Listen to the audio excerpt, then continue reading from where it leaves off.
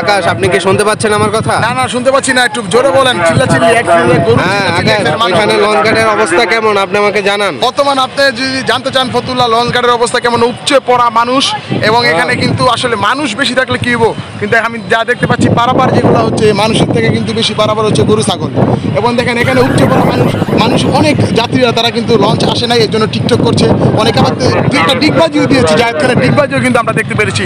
তো আমি একটু দূরে অবস্থান করছি কারণ এখানে উপচে পড়া ভিড়, এখানে কোনো সাংবাদিক ঢুকার কোনো পরিবেশ নেই। আপনারা দেখতে পাচ্ছেন এই দুজন বাচ্চা, তারাও কিন্তু বরিশাল যাবে, কিন্তু তাদের বাপ মা তাদের হারিয়ে ফেলছে, তারা এখন যেতে পারছে। এই যে বাচ্চারা যে বরিশাল যাবে তার পেন কিন্তু একটা চিত্র দেখতে পাচ্ছেন প্রিয় দর্শক বন্ধু।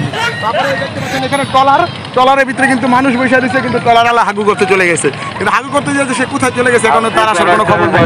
এই যে পুরা যে পরিস্থিতি দেখতে পাচ্ছেন, ওই যে একটা লঞ্চ, এর আগের বার দুইটা লঞ্চ এসে তাদের সামনে দিয়ে ঘুরে চলে গেছে, তারা কিন্তু হতাশ।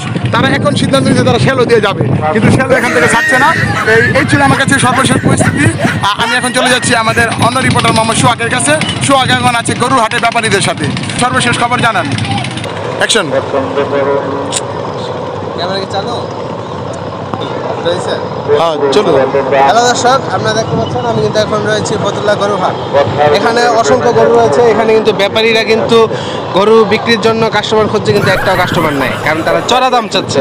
যাই হোক, একটু আগে আমি আমার খুব অবস্থা খারাপ, ব্যাপারীদের সাথে একটু খাবার খেয়েছিলাম, তারা খেয়ে এনেছে জানি না, খেয়ে কিন্তু আমার টয়লেটে যেতে হয়েছে।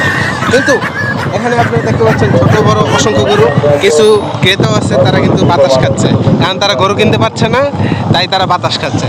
আর কিছু ক্রেতা দেখেন, এখানে যারা বিক্রেতা, কিছু গরুর বিক্রেতা আছে, তারা কিন্তু স্ট্যান্ডার্ড করতেছে। যাই হোক, এখানে কিন্তু অসংখ্য গরু। আমরা কিন্তু সর্বশেষ আশা করি যে গরুর দামটা কম হোক, সকলেই কুরবানিতে ঈদের জন্য গরু কিনতে পারো। আর সেই সর্বশেষ রিপোর্ট ফতুল্লা গরুর হাট থেকে শেষ করছি। আমার পিছিয়ে রয়েছে কালা ব্যাপারী, দেখতে পারেন। এই যে ভাই ব্যাপারী ভাই, আপনি বলেন কিছু। আমি কিছু বলতে চাই, ব্যাপারী কিন্তু ভেঙে গেছে, দেখতে পাচ্ছেন। অধিক মূল্য একটা 50,000 টাকা গরুকে ওরা 40,000 টাকায় বিক্রি করতে চাইতেছে, যেটা আইনত দণ্ডনীয় অপরাধ, তাই ব্যাপারী দৌড় দিয়েছে।